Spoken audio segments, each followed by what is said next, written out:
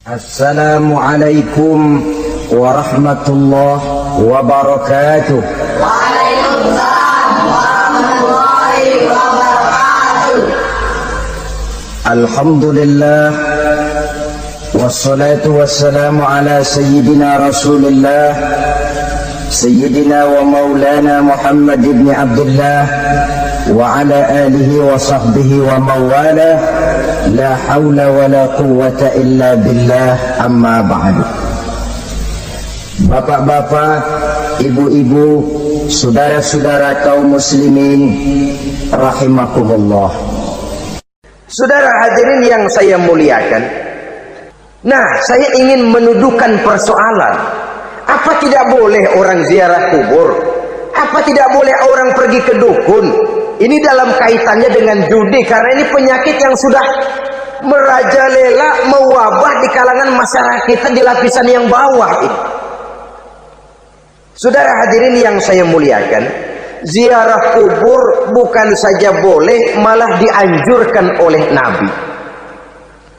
Tetapi ziarah kubur yang dianjurkan oleh Nabi itu dengan tujuan pertama, agar orang ingat kepada mati. Kafa bil mauti wa'izah, kata Nabi. Cukup dengan mengingat mati menjadi pelajaran bagi kamu semua. Maka etikanya diajarkan, kalau saudara ziarah kubur, sampai di depan pintu kubur itu kan, Assalamualaikum ya ahlal kubur wa inna insyaallahu bikum lahikun. Kami satu saat insya Allah pasti akan menyusul kamu. Kalau kamu sekarang berbaring di sini, satu saat kami akan berbaring di sini. Ziarah kubur mengingatkan orang kepada mati. Orang yang ingat kepada mati, gaya hidupnya lain dengan orang yang tidak ingat mati. Nah, orang kalau nggak ingat mati, gaya hidupnya nggak terkontrol. Kalau dia berkuasa, Fir'aun, itu nggak ingat mati. Kalau dia kaya, Korun. Sudah gambarannya nggak merupakan gambaran-gambaran yang baik. Orang yang ingat mati, dia berkuasa, dia berlaku adil. Suatu saat saya akan mati dan ini akan dimintakan pertanggungan jawab. Orang kaya ingat mati, dia akan jadi pemurah. Kenapa? Kalau saya diberikan ilmu, pertanyaan akhirat cuma satu, ilmumu kau amalkan untuk apa? Kalau saya diberikan umur panjang, pertanyaan akhirat cuma satu, umurmu kau habiskan di mana? Tapi jikalau saya diberikan harta, pertanyaan akhirat ada dua, hartamu kau dapat dari mana, kau belanjakan kemana? Depannya ditanya, belakangnya ditanya. Dapat dari mana, dibelanjain kemana? Coba dua-duanya berkaitan dengan kegiatan. Kadang-kadang dapatnya dari jalan yang baik, tapi keluarnya ke tempat yang tidak baik, itu pun tidak betul. Atau dapatnya dari yang tidak baik, tapi dibelanjakan untuk yang baik, itu pun tidak bisa diterima. Oleh karenanya, dengan mengingat mati, gaya hidup seseorang jadi terkontrol karenanya. Yang kedua, dianjurkan kita untuk berziarah kubur itu mendoakan orang-orang yang sudah meninggal. Mal mayyitu fi qabrihi illa kal gharikil mutaghawis, kata Nabi.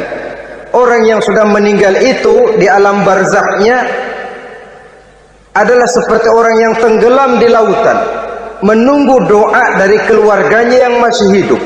Apakah itu anaknya, kemenakannya, cucunya, dan lain sebagainya. Adapun yang kalau kita ziarahi itu kuburnya orang-orang yang kita tahu merupakan orang soleh, orang yang berjiwa bersih, yang kita kenal ketakwaannya kepada Allah Subhanahu wa ta'ala, tidak ada salahnya kita bertabarruk, asal jangan dengan satu keyakinan bahwa dia secara mandiri bisa mendoakan kita. Dia hanya bisa melakukan itu hanya dengan izin Allah. Nah, umumnya orang kalau sudah ziarah ke kubur-kubur keramat itu, Allahnya kelupaan. Itu yang dikhawatirkan merusak dan mengganggu akidah. Sehingga di awal-awal perkembangan Islam, Nabi pernah melarang orang ziarah kubur itu. Ini bisa kita simak dari hadis, kuntu nahaitukum an ziyaratil qabri fazuruha. Dahulu aku pernah melarang kamu untuk ziarah kubur. Adapun sekarang kalau mau ziarah, ziarahlah kamu. Kata-kata dulu aku pernah melarang kamu itu menggambarkan bahwa pada permulaan perkembangan Islam, nilai keimanan para sahabat masih rapuh, masih lemah, masih memerlukan pembinaan. Sehingga kalau mereka sering ke kubur, dikhawatirkan mereka minta kepada kubur. Nah, tetapi tatkala nilai keimanannya sudah mapan, sudah kuat, kata Rasul, fazuruha. Adapun sekarang kalau mau pergi berziarah, ziarahlah kamu. Saudara hadirin yang saya muliakan, jadi jangan melupakan Allah. Saya bisa saja berkata, kalau saya misalnya pakai cincin, lalu saya bilang, saya sejak pakai cincin ini, jangan anak gadis, nenek-nenek melihat saya lemes. Atau sejak pakai cincin ini, dagangan laris bener. Cincin itu yang menggelincirkan akidah. Untuk tidak tergelincir, orang harus tidak melupakan Allah. Dia bisa berkata, alhamdulillah, Allah memberikan keistimewaan kepada batu cincin saya. Batu cincinnya tidak apa-apa, Allah yang memberikan keistimewaan. Ini dalam bentuk yang langsung. Dalam bentuk yang tidak langsung kita bisa lihat, misalnya kalau petani ditanya, ini bisa panen besar ini rahasianya apa, Pak? Oh, pupuk urea, pupuk urea. Nah, Allah nomor 16. Seorang petani yang baik keimanannya, dia akan berkata, kami bisa panen besar karena izin Allah. Lah, kalau pupuknya mah pakai pupuk urea, izin Allahnya dulu, baru kemudian pupuknya nyusul. Jadi sebenarnya bukan cuma pergi ke dukun yang bisa merusak keimanan, pergi ke dokter juga bisa loh merusak keimanan. Kalau berkeyakinan bahwa dokter itulah yang memberikan sembuh, kenapa akidah saudara tidak tergelincir karenanya? Dokter hanya memberikan obat dan resep, sembuh itu datangnya dari Allah. Ini yang diungkapkan lewat lisan Nabi Ibrahim alaihi salam, wa idza maridtu fahuwa yashfini. Apabila aku sakit, dialah Allah yang memberikan sembuh. Memberikan sembuh. Jangan juga menyalahartikan ayat ini. Ada ayat begini sakit terus nekat. Udah nggak usah berobat dah, memang penyakit dari Tuhan, ntar waktunya baik ya baik dah.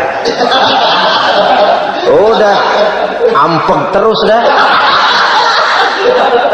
Orang yang berobat saja belum tentu sembuh, apalagi yang tidak berobat. Sama juga orang nggak sembahyang kita ajakin ngotot, lu juga yang sembahyang belum tentu masuk surga katanya. Lah yang sembahyang belum tentu masuk surga, bagaimana cengoran lu yang nggak sembahyang?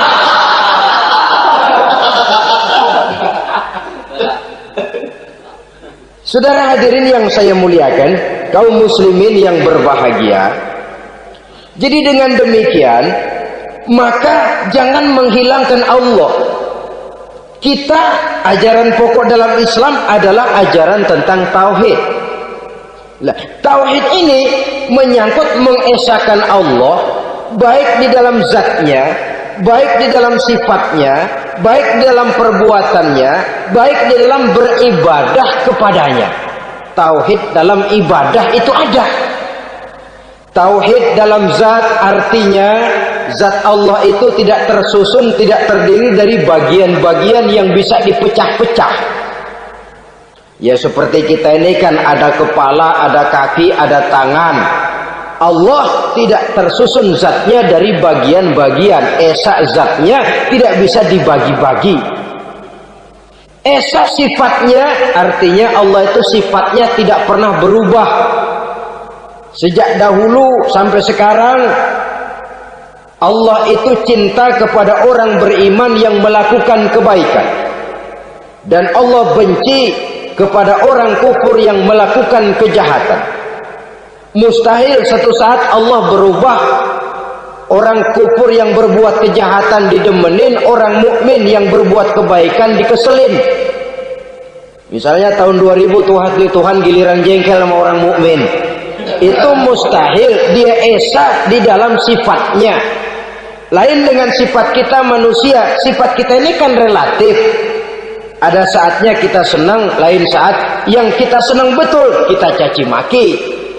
Hari ini kita caci maki, besok kita puji. Lihat teman kaya, habis kita omongin, boleh jadi dia kaya. Kenapa? Dukunnya 36.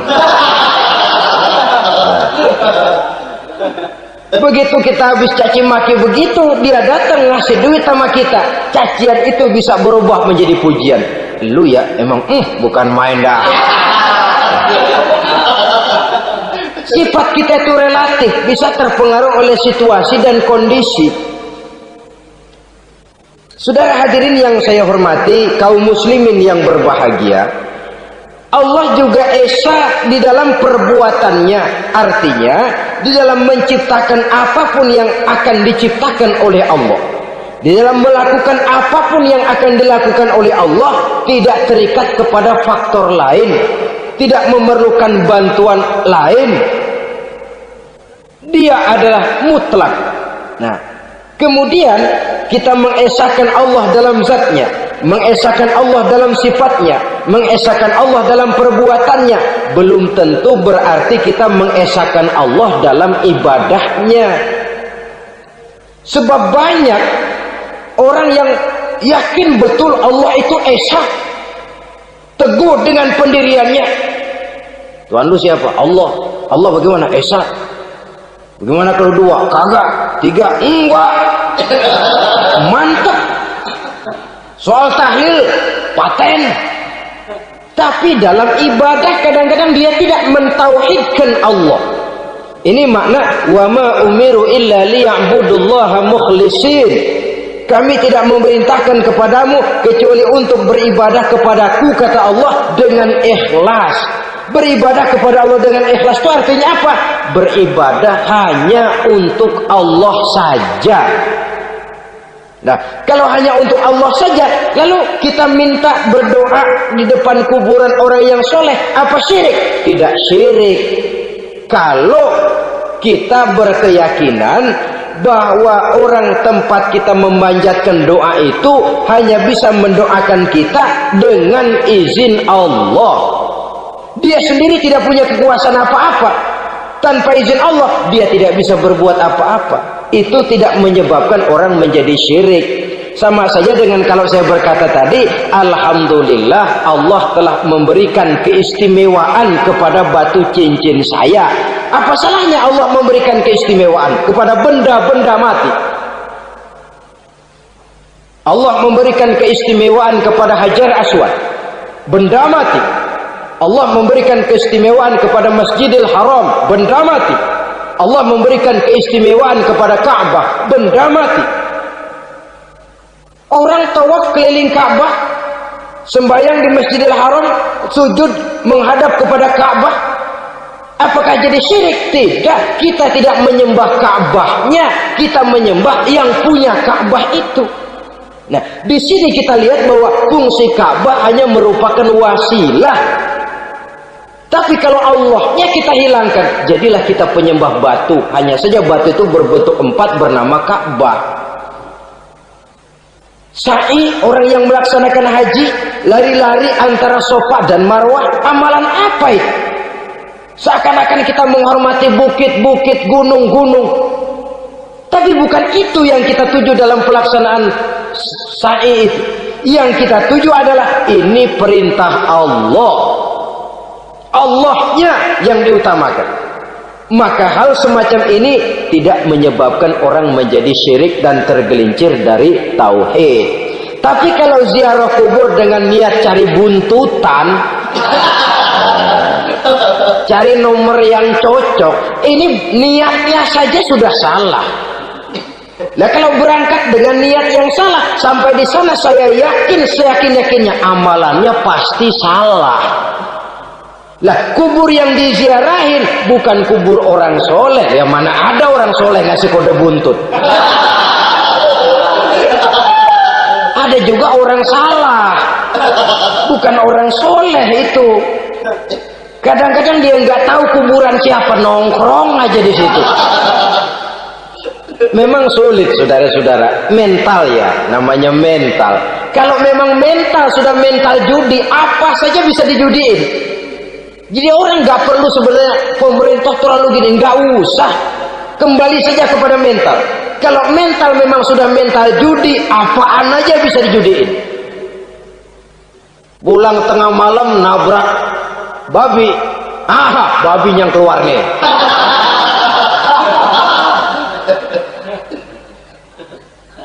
Mobil lewat nomornya bisa dijudiin, bajai lewat bajai bisa dijudiin. Mental, kalau memang mental sudah mental judi, apapun saja bisa dijudikan. Saudara hadirin yang saya muliakan, lalu bagaimana dengan dukun? Ya, saudara hadirin, pergi ke dukun hakikatnya sama dengan pergi ke dokter. Orang berusaha melaksanakan yang namanya syariat, hakikatnya kembalikan kepada Allah. Syariatnya kita laksanakan. Tetapi, nah ini tetapi, yang pertama saudara harus tahu betul dukunnya itu bayang apa enggak, agamanya kuat apa enggak. Sebab ya tentu tidak ada dukun yang jelek, karena pada umumnya penyakit dukun itu kan nyohor, iklan lewat koleha-kolehanya. Kita bisul kecil datang, kata dukun, ini si kecil kemarin bisul kayak kelapa 5 menit baik. 5 menit padahal kemarin kagak ada yang datang. Diolah sedemikian rupa supaya orang mantap. Jadi jangan asal sembarangan. Kadang-kadang lihat potongan dukunnya aja kita ngeri. Mukanya sudah kremot, nggak pernah tersentuh air wudhu. Jangankan air wudhu, mandi aja jarang. Yang kayak begini yang dipegang mati-matian, yang dipercayai habis-habisan, akan kita kemanakan tauhid kita ini? Apalagi kalau perginya sudah dengan niat mencari nomor yang jitu. Itu saya katakan lagi tadi, berangkat saja sudah dengan niat yang salah. Orang berusaha silahkan. Sama juga kita ke dokter. Oleh dokter kan setelah diperiksa penyakit kita, lalu dianalisa, ini penyakitnya ini. Kemudian diberikan obat. Lah, obat itu kan tentu ada aturan minumnya tuh.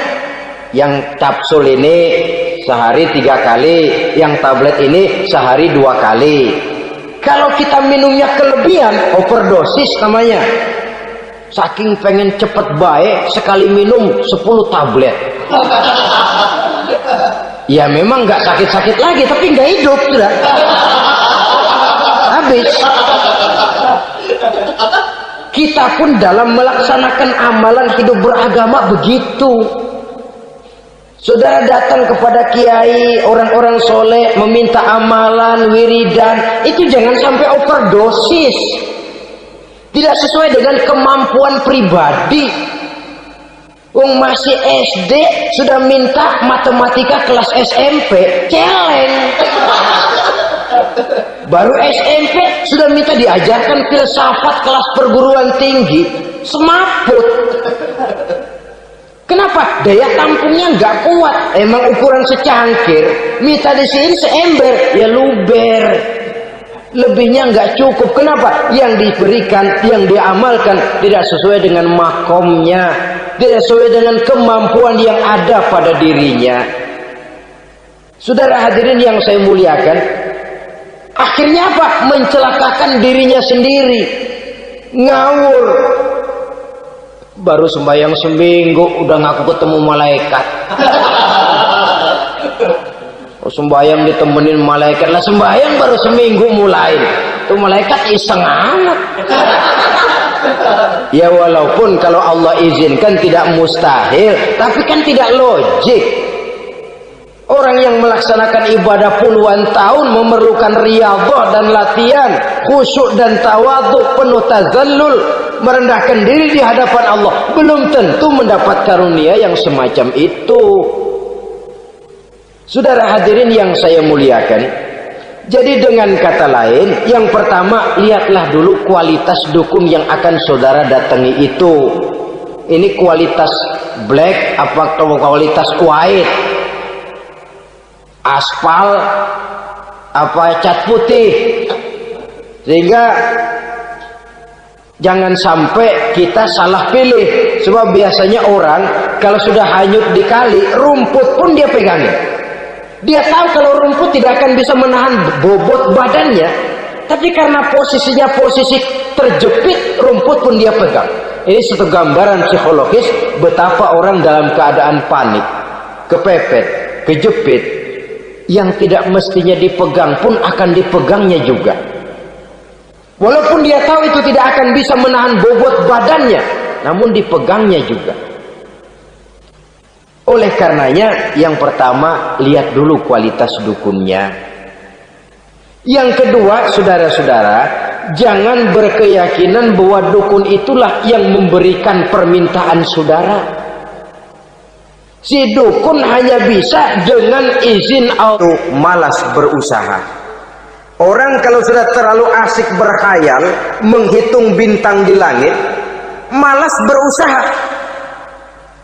Kalau ada temannya kerja jadi buruh kasar, bawa hasil yang merupakan jerih payah dan peras keringat dia, satu minggu bergaji 10-15 ribu, diketawain. Apaan gaji lu 10 ribu 15 ribu, entar gua nih kalau tembus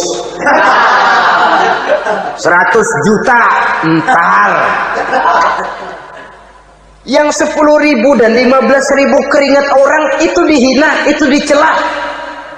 Tetapi dia selalu menghitung, entar nih gua, entarnya wallahu a'lam. Saudara hadirin yang saya muliakan, timbullah sikap malas. Padahal di tengah negara sedang membangun di berbagai bidang kehidupan.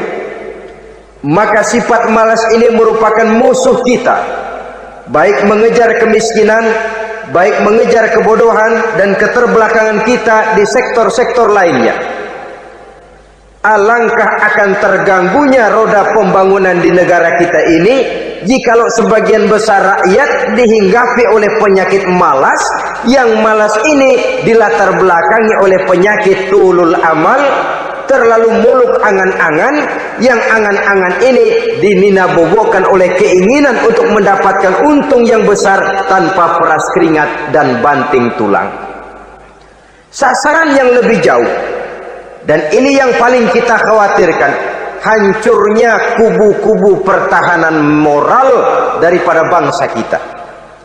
Kita sependapat bahwa lebih penting daripada membangun jembatan adalah membangun manusia yang membangun jembatan. Bahwa lebih penting daripada mengaspal jalan raya adalah membangun mental manusia yang melaksanakan pengaspalan itu. Dengan kata lain, membangun dan mempersiapkan manusia pembangunan. Tanpa itu, maka saya merasa khawatir kalau nanti kita tidak akan sampai kepada target yang kita harapkan oleh karena kandas di tengah jalan. Saudara-saudara kaum muslimin rahimakumullah, Islam sebagai agama yang mengajarkan manusia untuk berusaha dan mengeluarkan segala kemampuan untuk melaksanakan segala usahanya itu, sangat membenci sifat malas, sangat membenci sifat tulul amal atau panjang angan-angan. Dan oleh karena judi melahirkan dua sifat itu, Islam sangat menganjurkan pengikutnya untuk menjauhi segala macam jenis perjudian.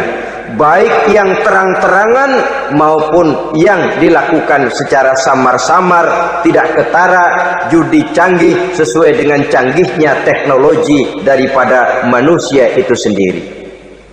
Ini adalah penyakit yang meracuni masyarakat manusia dari sejak berpribadi, bertetangga, berumah tangga sampai kepada berbangsa dan bernegara. Dan kasus-kasus yang timbul sudah cukup banyak, yang tidak mungkin lagi kita katakan hanya sekedar bersifat kasuistis, bersifat kasus-kasus kecil saja. Sebelum riaknya naik ke permukaan, marilah kita membuat benteng untuk masing-masing pribadi muslim memelihara dan menjaga diri, jangan terseret dalam permainan yang bernama judi, apapun bentuknya, bagaimanapun cara dan ragamnya. Karena jelas bahayanya lebih besar daripada manfaatnya. Taruhlah kita barangkali kemarin-marin hanyut dalam arus perjudian, tetapi hendaknya kita bisa mengambil pelajaran bahwa seorang mukmin adalah seorang yang apabila dia melakukan kesalahan, dia segera sadar, dijadikannya pelajaran untuk tidak diulanginya lagi pada masa-masa yang akan datang. Dengan sikap semacam itu, kita tidak lagi akan mengulangi kesalahan-kesalahan lama, dan grafik kehidupan kita dari hari ke hari akan makin menunjukkan hal-hal yang baik dan positif adanya. Saudara-saudara kaum muslimin rahimakumullah, kalau ABRI masuk desa, rakyat beruntung. Kalau jaksa masuk desa, rakyat bahagia. Kalau koran masuk desa, rakyat ikut jadi cerdas. Tapi kalau judi masuk desa, rakyat kiamat. Pembangunan akan terbengkalai, roda perekonomian akan lesu. Karena mestinya orang membelanjakan uang untuk sesuatu yang dia perlukan, akhirnya dia belanjakan untuk sesuatu yang dia tidak perlukan, karena gambaran, khayalan akan mendapat keuntungan yang jauh lebih besar lagi. Padahal istilah orang-orang tua kita dulu, lebih baik makan singkong betulan daripada makan roti ngimpi.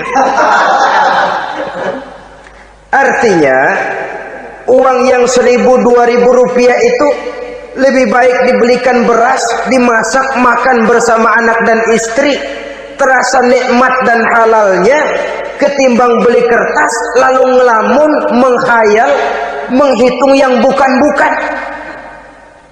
Itu kertas dibolak madep ulon, dibolak madep mudik, diputar sana, diputar sini, akhirnya palanya ikut muter.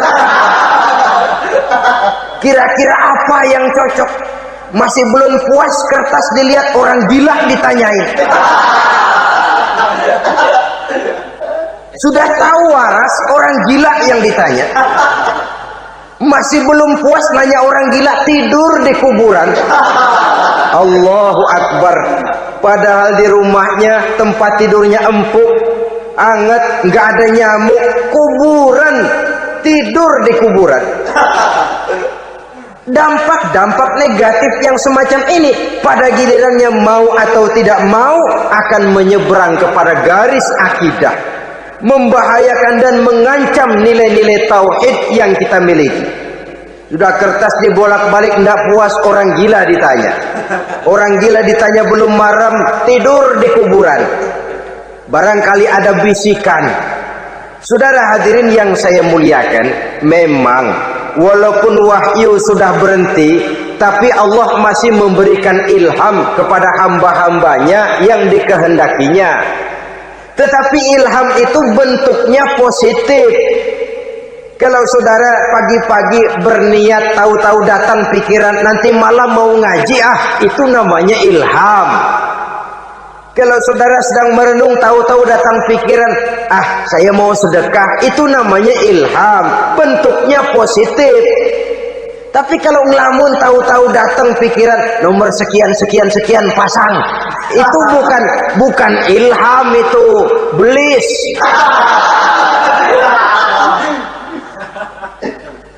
Saudara hadirin yang saya muliakan, Tidak puas tidur di kuburan, cari yang lebih paten lagi, dukun ditanya.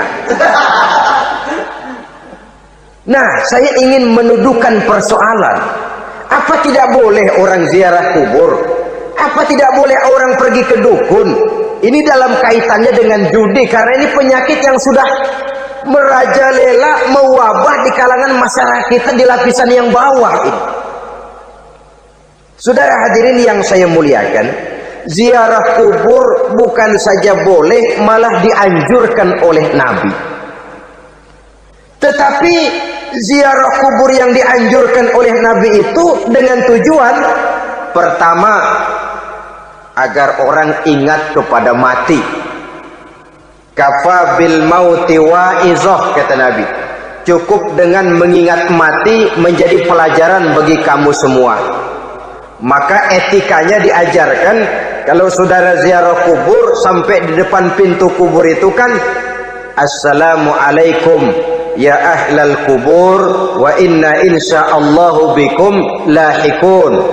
Kami satu saat insya Allah pasti akan menyusul kamu. Kalau kamu sekarang berbaring di sini, satu saat kami akan berbaring di sini. Ziarah kubur mengingatkan orang kepada mati.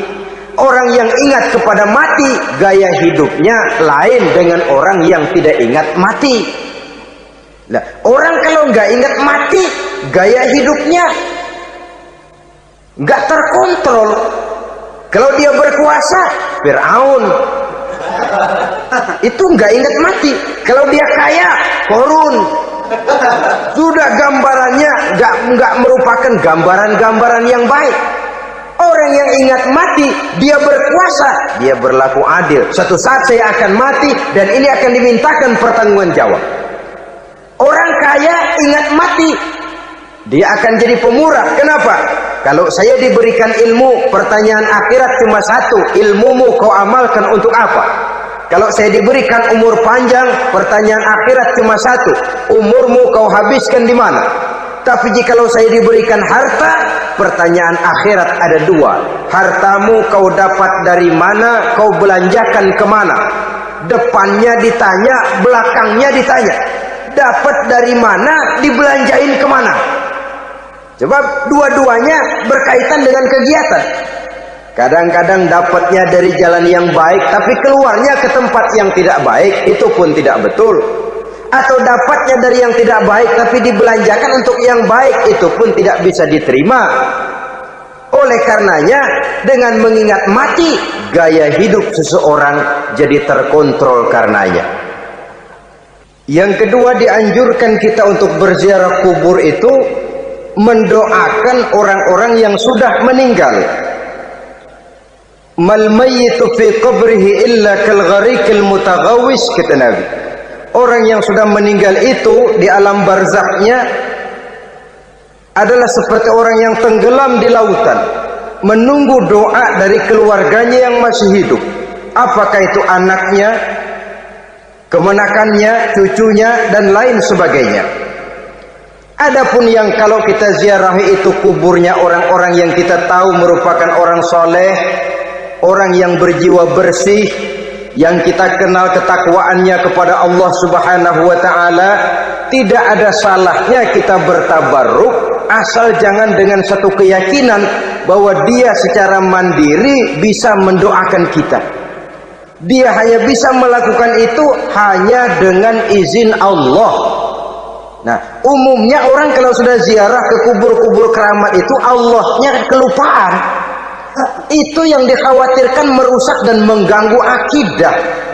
Sehingga di awal-awal perkembangan Islam, Nabi pernah melarang orang ziarah kubur itu. Ini bisa kita simak dari hadis, kuntu nahaitukum an ziyaratil qabri fazuruha. Dahulu aku pernah melarang kamu untuk ziarah kubur. Adapun sekarang kalau mau ziarah, ziarahlah kamu. Kata-kata dulu aku pernah melarang kamu itu menggambarkan bahwa pada permulaan perkembangan Islam, nilai keimanan para sahabat masih rapuh, masih lemah, masih memerlukan pembinaan. Sehingga kalau mereka sering ke kubur, dikhawatirkan mereka minta kepada kubur. Nah, tetapi tatkala nilai keimanannya sudah mapan, sudah kuat, kata Rasul, fazuruha. Adapun sekarang kalau mau pergi berziarah, ziarahlah kamu. Saudara hadirin yang saya muliakan, jadi jangan melupakan Allah. Saya bisa saja berkata, kalau saya misalnya pakai cincin, lalu saya bilang, saya sejak pakai cincin ini, jangan anak gadis, nenek-nenek melihat saya lemes. Atau sejak pakai cincin ini, dagangan laris bener. Cincin itu yang menggelincirkan akidah. Untuk tidak tergelincir, orang harus tidak melupakan Allah. Dia bisa berkata, alhamdulillah, Allah memberikan keistimewaan kepada batu cincin saya. Batu cincinnya tidak apa-apa, Allah yang memberikan keistimewaan. Ini dalam bentuk yang langsung. Dalam bentuk yang tidak langsung kita bisa lihat, misalnya kalau petani ditanya, oh ini bisa panen besar ini rahasianya apa, Pak? Oh, pupuk urea, pupuk urea. Nah, Allah nomor 16. Seorang petani yang baik keimanannya, dia akan berkata, kami bisa panen besar karena izin Allah. Lah, kalau pupuknya mah pakai pupuk urea, izin Allahnya dulu, baru kemudian pupuknya nyusul. Jadi sebenarnya bukan cuma pergi ke dukun yang bisa merusak keimanan, pergi ke dokter juga bisa loh merusak keimanan. Kalau berkeyakinan bahwa dokter itulah yang memberikan sembuh, kenapa akidah saudara tidak tergelincir karenanya? Dokter hanya memberikan obat dan resep, sembuh itu datangnya dari Allah. Ini yang diungkapkan lewat lisan Nabi Ibrahim alaihissalam, wa idza maridtu fahuwa yashfini. Apabila aku sakit, dialah Allah yang memberikan sembuh. Memberikan sembuh. Jangan juga menyalahartikan ayat ini. Ada ayat begini sakit terus nekat. Udah nggak usah berobat dah, emang penyakit dari Tuhan, ntar waktunya baik ya baik ya. Udah ampek terus dah. Orang yang berobat saja belum tentu sembuh, apalagi yang tidak berobat. Sama juga orang nggak sembahyang kita ajakin ngotot, lo juga yang sembahyang belum tentu masuk surga katanya. Lah yang sembahyang belum tentu masuk surga, bagaimana cengoran lo yang nggak sembahyang?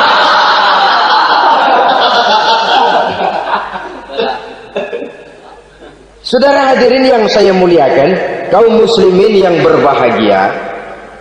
Jadi dengan demikian, maka jangan menghilangkan Allah. Kita, ajaran pokok dalam Islam adalah ajaran tentang tauhid. Nah, tauhid ini menyangkut mengesahkan Allah, baik di dalam zatnya, baik di dalam sifatnya, baik di dalam perbuatannya, baik di dalam beribadah kepadanya. Tauhid dalam ibadah itu ada. Tauhid dalam zat artinya zat Allah itu tidak tersusun, tidak terdiri dari bagian-bagian yang bisa dipecah-pecah. Ya seperti kita ini kan ada kepala, ada kaki, ada tangan. Allah tidak tersusun zatnya dari bagian-bagian. Esa zatnya tidak bisa dibagi-bagi. Esa sifatnya artinya Allah itu sifatnya tidak pernah berubah. Sejak dahulu sampai sekarang Allah itu cinta kepada orang beriman yang melakukan kebaikan, dan Allah benci kepada orang kufur yang melakukan kejahatan. Mustahil satu saat Allah berubah. Orang kufur yang berbuat kejahatan didemenin, orang mukmin yang berbuat kebaikan dikeselin. Misalnya tahun 2000 Tuhan giliran jengkel sama orang mukmin. Itu mustahil, dia esa di dalam sifatnya. Lain dengan sifat kita manusia. Sifat kita ini kan relatif. Ada saatnya kita senang, lain saat yang kita senang betul kita caci maki. Hari ini kita caci maki, besok kita puji. Lihat teman kaya, habis kita omongin. Boleh jadi dia kaya, kenapa? Dukunnya 36.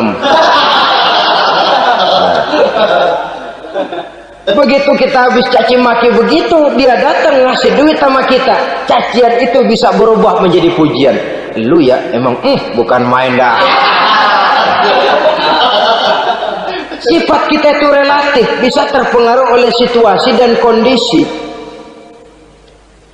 Saudara hadirin yang saya hormati, kaum muslimin yang berbahagia, Allah juga esa di dalam perbuatannya. Artinya di dalam menciptakan apapun yang akan diciptakan oleh Allah, di dalam melakukan apapun yang akan dilakukan oleh Allah, tidak terikat kepada faktor lain, tidak memerlukan bantuan lain. Dia adalah mutlak. Nah, kemudian kita mengesahkan Allah dalam zatnya, mengesahkan Allah dalam sifatnya, mengesahkan Allah dalam perbuatannya. Belum tentu berarti kita mengesahkan Allah dalam ibadahnya. Sebab banyak orang yang yakin betul Allah itu esa, teguh dengan pendiriannya. Tuhan lu siapa? Allah. Allah bagaimana? Esa. Bagaimana kalau 2? Kagak. 3? Enggak. Mantap. Soal tahlil paten. Tapi dalam ibadah kadang-kadang dia tidak mentauhidkan Allah. Ini makna wa ma umiru illa liya'budullaha mukhlisin. Kami tidak memerintahkan kepadamu kecuali untuk beribadah kepadaku, kata Allah, dengan ikhlas. Beribadah kepada Allah dengan ikhlas itu artinya apa? Beribadah hanya untuk Allah saja. Nah, kalau hanya untuk Allah saja, lalu kita minta berdoa di depan kuburan orang yang soleh, apa syirik? Tidak syirik. Kalau kita berkeyakinan bahwa orang tempat kita memanjatkan doa itu hanya bisa mendoakan kita dengan izin Allah. Dia sendiri tidak punya kekuasaan apa-apa. Tanpa izin Allah, dia tidak bisa berbuat apa-apa. Itu tidak menyebabkan orang menjadi syirik. Sama saja dengan kalau saya berkata tadi, alhamdulillah Allah telah memberikan keistimewaan kepada batu cincin saya. Apa salahnya Allah memberikan keistimewaan kepada benda-benda mati? Allah memberikan keistimewaan kepada Hajar Aswad, benda mati. Allah memberikan keistimewaan kepada Masjidil Haram, benda mati. Allah memberikan keistimewaan kepada Ka'bah, benda mati. Orang tawaf keliling Ka'bah, sembahyang di Masjidil Haram, sujud menghadap kepada Ka'bah, lalu berusaha menyimpan sesuatu yang bisa membawa manfaat, baik untuk dirinya, untuk anak cucunya, maupun untuk keluarganya, untuk masa kini dan masa depannya. Kadang simpanan itu berbentuk uang, kadang berupa tanah, lain saat berbentuk pabrik, dan lain sebagainya. Sementara masa depan yang paling pasti adalah akhirat. Jika untuk masa depan dunia kita rela memeras keringat, membanting tulang, pergi pagi dan pulang petang, menyimpan uang, menyimpan tanah, menyimpan pabrik, pernahkah kita merenung jika satu saat kiamat datang, kita dibangkitkan dari kubur masing-masing, berdiri di padang mahsyar untuk mempertanggungjawabkan seluruh kegiatan hidup kita di dunia ini, lalu kita akan menuju ke alam akhirat. Sudahkah kita mempunyai simpanan untuk akhirat kita? Pada pertemuan kali ini saya ingin menyampaikan sebuah hadis di mana Rasulullah sallallahu alaihi wasallam bersabda, "Arba'un min kanzil jannah." Simpanan sorga ada 4 macam. Yang pertama, ikhfa'us sadaqah, menyembunyikan sedekah. Saudara-saudara kaum muslimin, sebagaimana yang kita maklum bahwa Allah Subhanahu wa taala melebihkan sebagian rezeki dari kita terhadap yang lain. Ada yang kaya, ada yang setengah kaya, ada yang miskin, ada yang setengah miskin, dan selanjutnya. Ada yang gajinya kecil tapi penghasilannya gede. Ada yang penghasilannya gede tapi nggak punya gaji. Ada juga yang memang gajinya gede dan penghasilannya gede. Kelebihan rezeki merupakan sunnatullah dan tidak harus membuat kita merasa lebih dari yang lain. Bahkan sebaliknya, kelebihan itu harus membuat kita ringan tangan untuk menolong mereka yang memang memerlukan pertolongan. Kalau saudara diberikan ilmu, maka pertanyaan akhirat cuma satu: ilmumu kau amalkan untuk apa? Kalau saudara diberikan umur yang panjang, pengadilan akhirat juga bertanya satu: umurmu kau habiskan di mana? Tapi kalau saudara diberikan harta, pengadilan akhirat akan bertanya dua: hartamu kau dapat dari mana? Kau belanjakan kemana? Dari mananya ditanya, dan kemananya juga ditanya. Oleh karena kita akan dimintakan pertanggungan jawab, maka amanah yang bernama harta ini harus kita gunakan dengan sebaik-baiknya. Ada penggunaan yang merupakan kewajiban, itu zakat namanya. Ada penggunaan yang sewaktu-waktu, itu infak namanya. Ada yang lebih sewaktu-waktu lagi, dan itu sedekah namanya. Zakat dia terikat oleh haul dan nisab, oleh putaran batas waktu dan ukuran dari harta itu sendiri. Sedangkan infak terikat oleh situasi dan kondisi perekonomian seseorang. Sedangkan sedekah tidak terikat dengan apapun. Dalam kondisi seperti apapun kita bisa melakukan sedekah dengan yang terkecil sekalipun. Sampai-sampai Rasulullah SAW mengajarkan, la tahkiranna minal ma'rufi syai'an walau an talqa akhaka biwajhin talik. Atau ada hadis, tabassumuka fi wajhi akhika laka sedekah. Senyumanmu kepada temanmu adalah sedekah. Jadi untuk melakukan sedekah tidak harus dalam berbentuk uang. Dengan ilmu kita bisa sedekah, dengan tenaga kita bisa bersedekah, dengan pikiran kita bisa bersedekah, bahkan senyum kepada teman itu pun sedekah. Jadi kalau sedekah dengan uang memang belum punya uang, nyengir aja banyakin. Itu asal pada tempatnya, jangan lalu ketemu tiang listrik cengengesan. Tentu tidak pada tempatnya dan tidak wajar. Nah, sedekah yang paling dicintai Allah adalah sedekah yang disembunyikan. Artinya jauh dari sifat riya.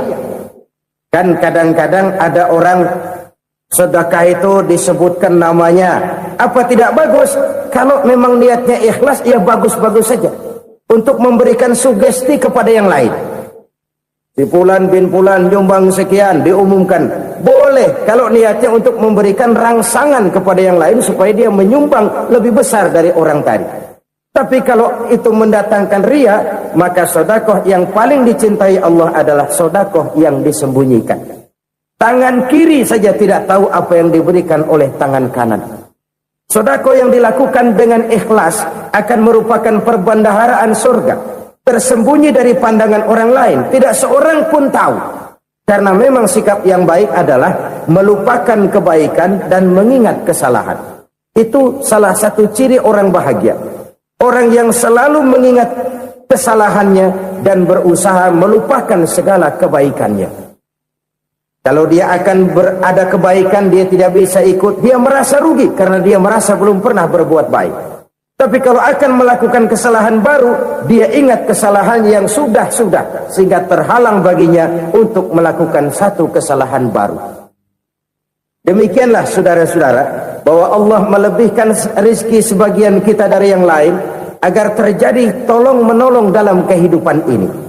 Jadi kesenjangan yang nature, kesenjangan yang alami, itu sunnatullah. Ada yang kaya, ada yang miskin, ada yang kelas menengah. Nah, kenapa lalu sekarang kita berusaha mengentaskan kemiskinan? oleh karena adanya kesenjangan struktural. Kalau yang kaya bisa semakin kaya, kenapa yang miskin tidak bisa naik jadi ikut sedikit kaya? Sebab pada dasarnya Islam adalah agama yang sejak turunnya sudah berupaya memerangi kemiskinan. Bahkan dikatakan kemiskinan itu mendekatkan kepada kekufuran. Orang kalau miskin udah dekat banget sama kafir. Gampang menjadi kafir. Berapa banyak saudara-saudara kita yang oleh karena soal perut, oleh karena soal materi, terpaksa meninggalkan dan menanggalkan akidahnya. Menjual petunjuk yang diberikan Allah dengan kesenangan dunia yang cuma sebentar ini. Na'udzubillah, thumma na'udzubillah. Jadi makin kita sembunyikan satu sedekah, semakin banyak perbendaharaan kita di surga. Sedekah yang paling dicintai Allah adalah sedekah yang disembunyikan. Malahan ada seorang sufi, dia punya kebiasaan kalau pergi sholat Jumat dia bawa uang, itu uang dia taruh di bawah tikar masjid. Dia niat sedekah kepada siapa saja yang nemuin itu duit. Maksudnya apa? Supaya yang nemuin nggak tahu siapa yang punya duit. Demikian dia saking ingin menyembunyikan sedekahnya. Karena sifat ria itu bisa memakan amal kita sendiri. Ria itu termasuk menyebut-nyebut kebaikan kita. Orang yang suka nepuk dada, sedikit-sedikit ngitungnya kalau nggak gua. Tuh kalau nggak gua tuh yang belas itu kalau nggak gua. Iya kalau nggak lu kenapa emang? Orang yang suka menepuk jasa, tuh biasanya memang begitu saudara-saudara. Kalau perang lagi berkecamuk, orang nggak sempat ngaku jadi pahlawan. Tapi begitu perang selesai, yang kagak kenal bedil ngaku pahlawan, mas. Itu sesuatu yang biasa. Oleh karenanya, orang-orang yang ikhlas dalam bersedekah, disembunyikannya sedekah itu, Allah cinta betul. Malahan ada hadis memberikan jaminan, inna sadaqatal mar'il muslimi tazidu fil umri wa tadfa'u mitatas su'i. Sesungguhnya sedekahnya seorang mukmin tazidu fil umri, bisa menambah umur panjang. Wa tadfa'u mitatas su'i, dan menyelamatkan manusia dari mati secara su'ul khatimah. Jadi siapa yang kepengen panjang umur, banyaklah sedekah. Yang bosan hidup, pelit terus.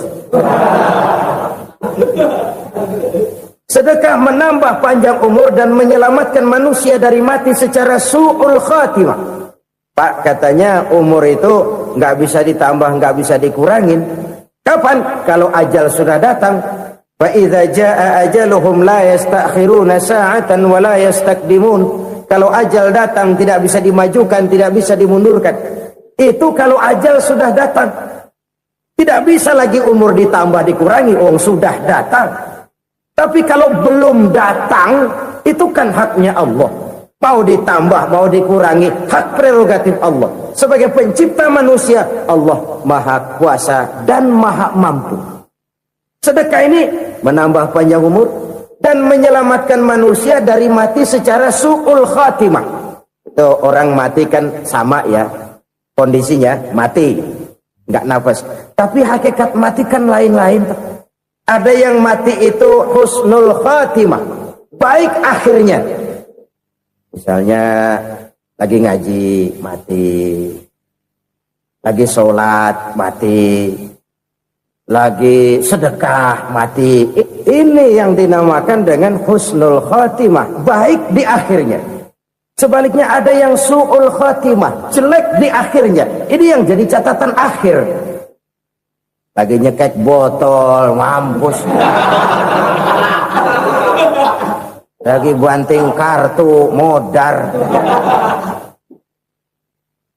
Su'ul khatimah, jelek pada akhirnya. Sedekah menyelamatkan manusia dari mati secara su'ul khatimah. Dan kita semua kepengen mendapat husnul khatimah, jauh dari su'ul khatimah. Oleh sebab itu yang bisa menyelamatkan kita dari penyakit itu antara lain adalah sedekah yang disembunyikan. Yang dikerjakan dengan ikhlas karena Allah. Tidak karena kepengen dipuji orang. Tidak karena ingin dikatakan orang pemurah. Sebab orang dermawan itu orang yang memberi tanpa harus diminta. Kalau masih harus diminta, ya belum dermawan namanya, masih harus diminta. Kalau nggak diminta ya tulus, lolos, polos. Saudara-saudara kaum muslimin rahimakumullah. Harta adalah amanat dan akan kita pertanggungjawabkan. Allah melebihkan rizki sebagian kita dari yang lain agar kita saling tolong menolong, bantu membantu.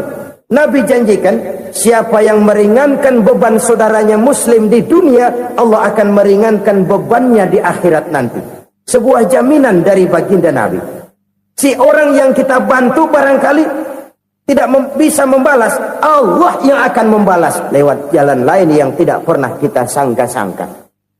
Ada orang tanya, Pak, ini ada orang nyumbang masjid sambil marah-marah, bagaimana? Saya bilang sumbangannya aja ambil, marahnya jangan. Marahnya jangan diambil, itu urusan dia. Saudara-saudara kaum muslimin rahimakumullah. Umat Islam ini kan umat yang punya potensi besar. Kadang kita merenung, kenapa kadang-kadang pembangunan masjid kok lambat sekali?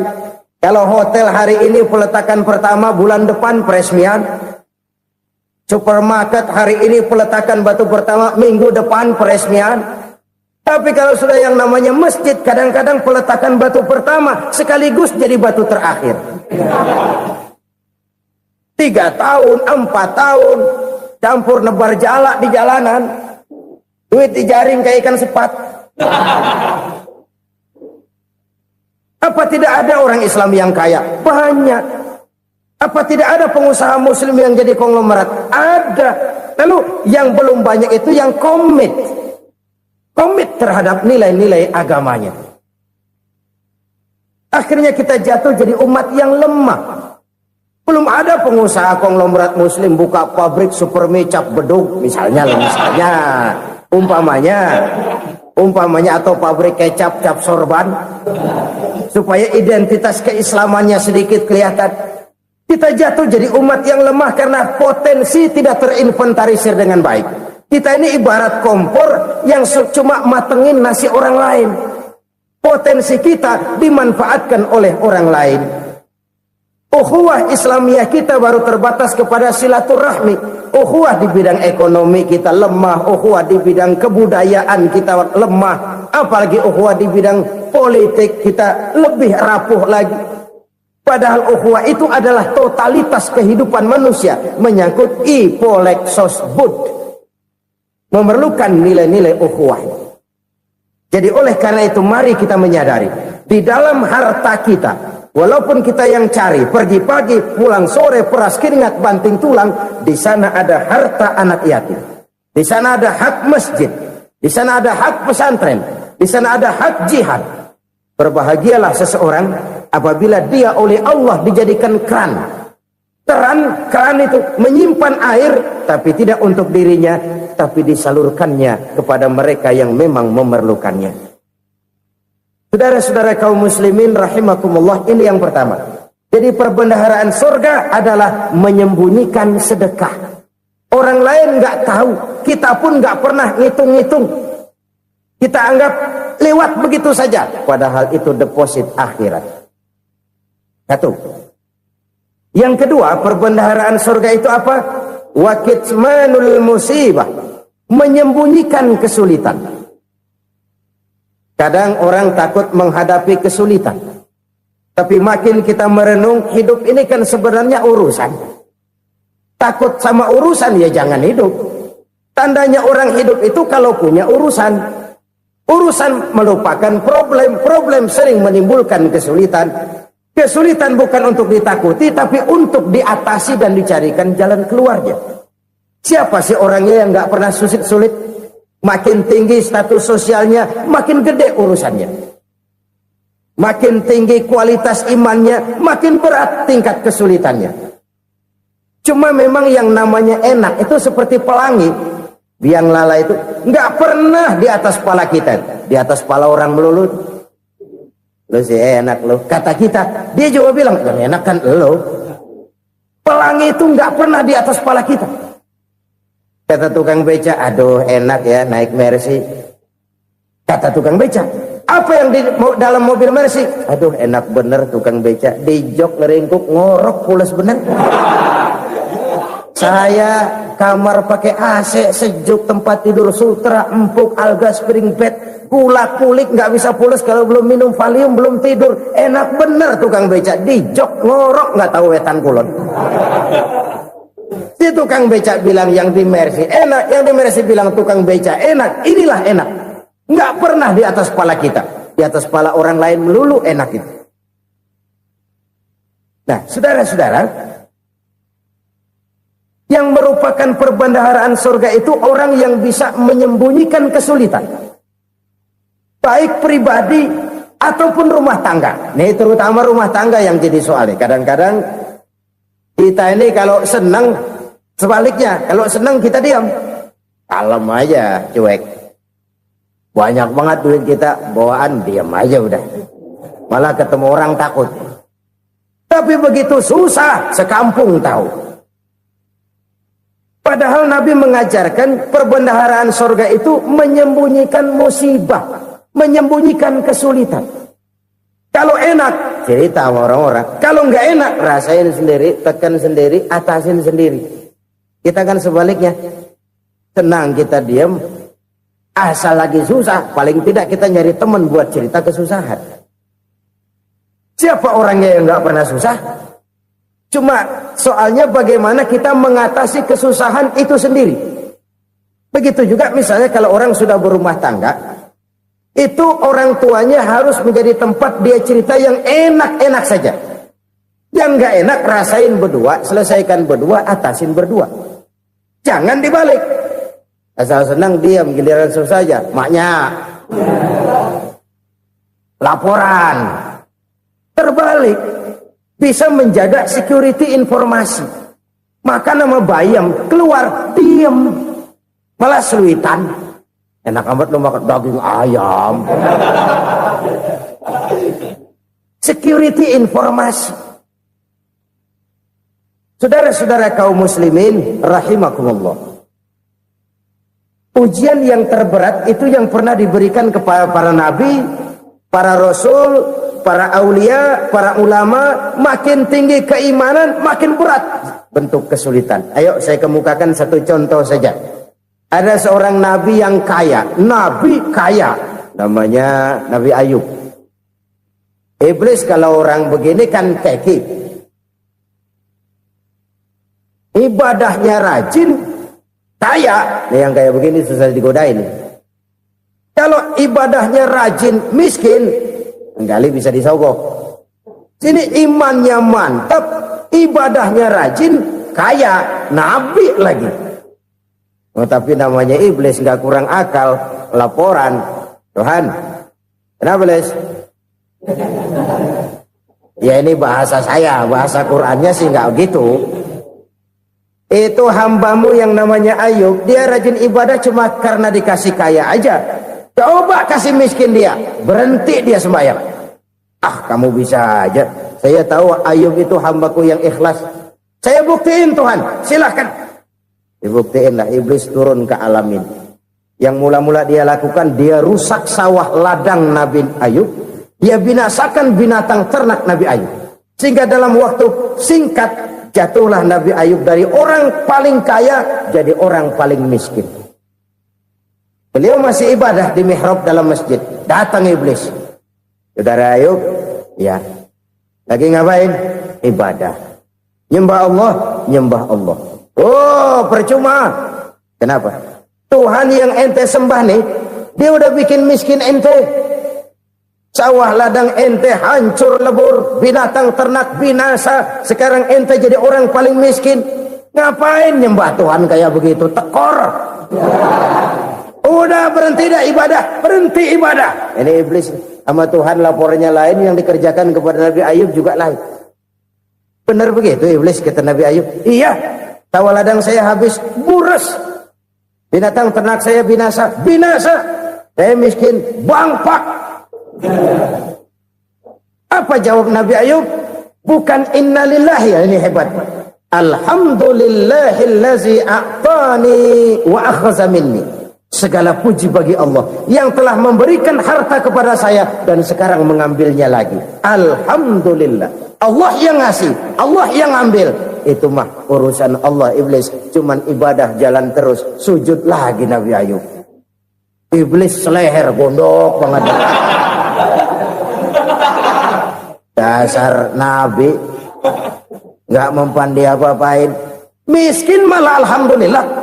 Allah yang ngasih, Allah yang ambil. Jadi kalau kita tidak komit, kita tidak terikat kepada kaya, miskin, senang, susah, apa yang bisa bikin kita susah? Jadikan kekayaan, kemiskinan, jadikan senang, susah sebagai anak buah yang bisa kita atur. Jangan kekayaan ngatur kita, jangan kemiskinan ngatur kita. Kita yang harus mengatur mereka. Senang, susah, kaya, miskin, bahagia, sengsara, jadikan itu anak buah yang bisa kita atur. Kalau sekarang kita kaya, lain saat boleh jadi kita miskin, semiskin-miskinnya. Allah yang ngasih, Allah yang ambil. Tenaga mana yang bisa menghalangi? Ibadah jalan terus. Iblis makin gondok. Dasar Nabi loh. Akhirnya apa? Nabi Ayub dikerjain, diberikan penyakit. Demikian fatal penyakitnya. Bayangin, udah miskin sakit. Masya Allah. Miskin sakit. Sakitnya nggak lama, kira-kira 16 tahun. Istrinya 3, 2 mental minta ceraiin. Ngerawatin laki bengek begini. Senang belum tentu, susah udah pasti nih. Cerai aja, cerai dah. Cerai. Tinggal satu Siti Rahmah yang setia menemani beliau. Sesetia-setianya hati perempuan. Satu saat Siti Rahmah bilang, "Bang, iya, abang kan Nabi, Bang. Lalu, namanya Nabi kan doanya jarang meleset, Bang. Maksud kamu minta kenapa sih sama Tuhan biar abang sembuh, baik dah, Bang?" Siti Rahmah, "Iya. Saya sakit berapa tahun sih dah? 16 tahun, Bang. Sebelum ini saya sehat berapa tahun? Ya kira-kira 60 tahun, Bang. Nah, coba ente banding-bandingin, Rahmah. Saya dikasih sehat 60 tahun, dikasih sakit 16 tahun. Sudah nggak sabar mau doa kepada Allah minta sembuh. Saya malu kepada Allah. Diuji dengan yang luar biasa seperti ini, tidak mengganggu stabilitas kehambaannya. Dia tetap menghamba kepada Allah Subhanahu wa ta'ala. Saudara-saudara kaum muslimin rahimakumullah. Kunci menghadapi kesulitan itu apa? Allah jelaskan dalam satu ayat, wa basyiris sabirin alladzina iza asabathum musibah qalu inna lillahi wa inna ilaihi raji'un. Gembirakan orang-orang yang sabar. Siapa mereka itu? Yang apabila mendapat musibah mereka kembali kepada keyakinan dasar. Segalanya dari Allah dan segalanya akan kembali kepada Allah. Ini konsepsi dasar dari sikap muslim dalam menghadapi berbagai kesulitan. Segalanya dari Allah, segalanya akan kembali kepada Allah. Kalau ini sudah kondisi dasarnya, maka kita akan lapang menghadapi kenyataan bagaimanapun pahitnya. Apakah itu namanya miskin, apakah itu namanya sakit, bahkan maut sekalipun. Segalanya dari Allah, segalanya akan kembali kepada Allah. Ini sikap hidup, bukan sekedar ucapan. Kita kadang-kadang menjadikannya sebagai ucapan. Mulutnya sih nggak berhenti, innalillahi wa inna ilaihi raji'un, tapi nangisnya terus gerung-gerungan. Bukan itu, ini kesadaran moral. Kalau segalanya dari Allah, segalanya kembali kepada Allah, kan sebenarnya cuma nunggu giliran. Hari ini saya nyembayangin dia, entah hari apa saya disembayangin orang. Hari ini saya antar dia ke kubur, entah hari apa orang nganterin saya ke kubur. Hari ini saya tahlilkan dia, entah nanti kapan orang tahlilkan saya. Segalanya dari Allah, segalanya akan kembali juga kepada Allah. Oleh sebab itu saudara-saudara, kesulitan bukan untuk ditakuti. Kesulitan justru untuk diatasi, dicarikan jalan keluarnya. Dan tidak ada orang yang tidak pernah mendapat kesulitan. Tidak ada. Semakin tinggi status sosial, semakin tinggi kualitas keimanan, semakin besar juga tingkat kesulitan. Hanya saja bagaimana cara kita mengatasinya. Dan Al-Quran menyatakan, inna ma'al usri yusra. Di balik kesulitan itu pasti ada kemudahan. Roda itu berputar. Karena itu Rasulullah Sallallahu Alaihi Wasallam mengingatkan kepada kita, ta'arraf ilallahi firraha ya'rifka fisyiddah. Ingatlah kepada Allah di waktu kamu senang, supaya Allah ingat kepada kamu di waktu kamu susah. Kalau waktu senang kita ingat kepada Allah, kita susah, Allah tidak akan meninggalkan kita. Tapi kalau waktu senang kita jauh dari Allah, sujud tidak sempat, dengan masjid jauh, ketika senang kita lupakan Allah. Nanti begitu kita susah, Allah lupakan kita. Dan itu menyakitkan. Oleh karena itu orang-orang tua kita dulu bilang, kalau lagi sehat ingat-ingat, lu bakal sakit nanti. Kalau lagi kaya ingat-ingat, satu saat kita bakal jatuh miskin. Bahkan kalau lagi muda ingat-ingat kita bakal tua. Dan yang terpenting, kalau lagi hidup ingat-ingat kita bakal mati. Saudara-saudara kaum muslimin rahimakumullah. Jadi yang kedua yang merupakan perbendaharaan surga, menyembunyikan musibah. Saudara-saudara kaum muslimin rahimakumullah. Hal ketiga yang merupakan perbendaharaan surga adalah wasilatur rahmi. Orang yang suka bersilaturahmi. Sebagaimana yang kita maklum bahwa manusia adalah makhluk yang disebut zon politika. Makhluk sosial yang tidak mungkin hidup sendiri-sendiri. Betapa dan siapapun kita memerlukan orang lain. Bodoh betul manusia kalau tinggal di tengah masyarakat tapi tidak mau bermasyarakat. Merasa hebat sendiri, pinter sendiri, gagah sendiri, kaya sendiri. Mungkin kalau mati juga ngubur sendiri. Jangankan kita di sini, di sorga saja Nabi Adam waktu sendirian bengong melulu, mondar mandir. Allah tegur dam sepi dam. Ya ini kalau bahasa saya. Iya Tuhan, sepi ini nggak ada coret-corekan pisan ini. Diciptakan Siti Hawa baru anteng Nabi Adam. Itu di surga. Cobalah. Umpamanya saudara tinggal di Jakarta nih. Kayak bener. Apaan aja di Jakarta punya saudara dah. Jembatan Semanggi ambil. Monas buntel bawa pulang. Hotel-hotel ambil semua. Cuman tinggal di Jakarta sendirian, apa enaknya? Betapa dan siapapun kita perlu orang lain. Tidak ada seorang pun yang bisa memenuhi kebutuhan hidupnya secara sendiri-sendiri. Nah, Islam telah menyelamatkan manusia dari ras diskriminasi, mengikat manusia dengan persaudaraan yang berlandaskan kepada akidah. Karena itu dianjurkan bersilaturahmi. Bahkan Nabi menyatakan, man arada ayyubsata lahu fi rizqihi wa yunsa'a fi atharihi falyasil rahimah. Siapa yang kepengen diluaskan rezekinya dan dipanjangkan usianya, banyaklah ia bersilaturahmi.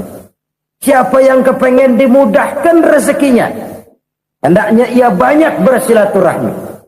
Kalau banyak teman, kesulitan kan paling tidak ada tempat cerita. Udah susah, sendirian kita pikirin diri, nggak ada tempat tukar pikiran. Cepet banget sama bengek. Dilawan sendiri. Nah, secara makro kita bisa berkata, tidak mungkin ada kemenangan kalau tidak ada kekuatan. Tidak ada kekuatan kalau tidak ada kesatuan dan persatuan. Tidak mungkin ada kesatuan dan persatuan tanpa semangat silaturahmi. Kalau umat Islam mau menang, dia harus kuat. Kalau umat Islam mau kuat, dia harus bersatu. Kalau umat Islam mau bersatu, dia harus membudayakan silaturahmi ini. Bahkan sampai-sampai kata Nabi, kalau bisa cari nilai tambah. Apa? Silman qata'ak. Bersilaturahmilah kau kepada orang yang marah denganmu. Masya Allah, indahnya ajaran agama kita. Orang yang marah pun kepada kita, kata Nabi, kalau bisa bersilaturahmilah kepadanya, kepada orang yang marah itu. Di situ nilai tambah. Cuman jujur nih hadis ngucapinnya gampang, ngamalinnya yang berat banget. Orang marah sama kita, kita disuruh silaturahmi, ada apa malu? Lu marah tuh gue marahan lagi, gue pikirin. Saudara-saudara kaum muslimin rahimakumullah. Tapi ini yang diajarkan, bahkan ini yang dicontohkan oleh baginda Rasul. Bagaimana begitu mudah, misalnya satu saat Abu Jahal ini ngatur strategi bagaimana bikin Muhammad celaka. Dia gali lubang di depan tempat tidurnya. Dia tutupin daun korma. Terus dia panggil seseorang, ke sini. Kasih tahu Muhammad, pamannya sakit keras, minta ditengokin. Berangkat orang ini ke sana. Muhammad, labbaik. Pamanmu sakit keras, dia minta ditengokin. Baik, saya akan datang menjenguk beliau. Berangkatlah Nabi ke rumah Abu Jahal tanpa prasangka apapun.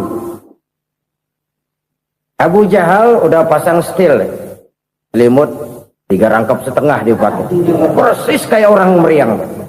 Tapi sembari ngintip dari balik selimut, begitu Muhammad buka pintu, nah masuk perangkap nih.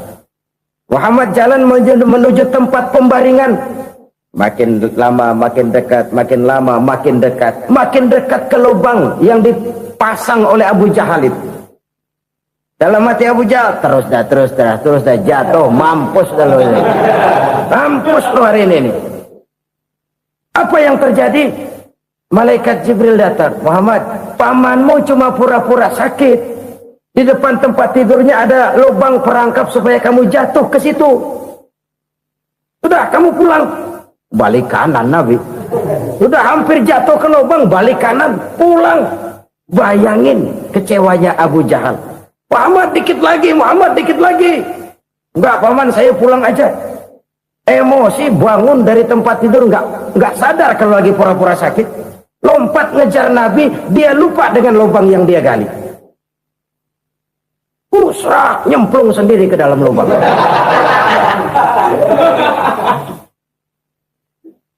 Nabi terus berlalu. Ini terjadi keanehan. Jatuh ke lubang yang dia gali itu sebenarnya nggak terlalu dalam ya, antara 3-4 meteran lah. Tolong saya jatuh ke lubang ini. Datanglah pelayan-pelayannya itu. Angkat saya dari sini. Oh, yang ngulurin tambang. Satu gulung belum juga nyampe itu tambah. Kurang beli lagi ke warung. Sambung ulur lagi, nggak juga bisa sampai. Wah, ini kerjaan Muhammad ini. Tolong siapa salah seorang kamu ke rumah Muhammad, kasih tahu encangnya kecebur. Minta ditolongin. Sampaikan kepada Rasul. Kenapa? Pamanmu jatuh ke lubang, Muhammad minta tolong diangkatin. Tambang udah nyambung-nyambung nggak nyampe juga. Ya, nanti saya datang, saya tolong. Coba ini. Nyata-nyata orang berniat jahat mau mencelakakan dia. Datang dia menolong. Ini yang disebut air tuba dibalas air susu ya ini. Bukan sebaliknya. Air tuba dibalas air susu. Paman, kecebur ya? Iya Muhammad, tolongin. Pegang tangan saya. Nabi ulurkan tangannya. Nyampe. Dipegang oleh Abu Jahal. Diangkat ke atas. Sampai atas. Apa kata Abu Jahal? Sihirmu memang hebat Muhammad. Udah ditolongin dikata sihir. Yang enak kita kemplang kan itu orang begitu. Urusan apa? Tapi inilah akhlak. Kalau bisa kamu bersilaturahmilah dengan orang yang marah kepadamu sekalipun. Orang marah kita tetap baik. So, kalau kita berbuat baik sama orang yang memang baik, rasanya sih biasa-biasa aja. Orang baik kita baik lagi. Ya draw aja, belum ada nilai tambah di situ. Baru ada nilai tambah kalau kita bisa berbuat baik kepada orang yang nyakitin kita. Itu namanya kita setingkat di atas dia. Dia sakitin kita, kita berbuat baik sama dia. Dia pelit sama kita, kita baik sama dia. Dia marahin kita, kita deketin dia. Di situ kita punya nilai tambah.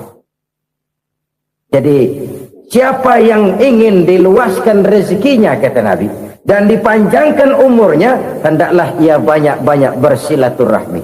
Sederhana sebenarnya silaturahmi. Tapi silaturahmi membangkitkan semangat kesatuan dan persatuan. Kesatuan dan persatuan melahirkan kekuatan.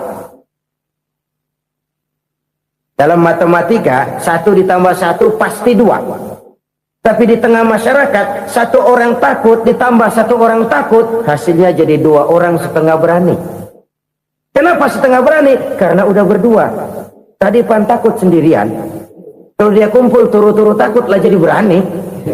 Kita yang lemah, kita yang tidak berdaya, kita yang miskin, kalau mau kompak bersatu, apa yang nggak bisa kita kerjain? Apalagi tinggal di kota besar, pilihan cuma 2. Bertahan atau minggir. Bertahan atau minggir. Untuk bisa bertahan harus mampu bersaing. Untuk mampu bersaing harus punya keahlian. Keahlian harus ditunjang dengan pendidikan, ditambah oleh kekompakan sebagai umat. Udah miskin mencar mulu, orang injek gitu. Orang nggak pandang urusan apa malu. Oleh karena itu, silaturahmi pada hakikatnya merupakan ruh dari ukhuwah yang diajarkan oleh agama kita.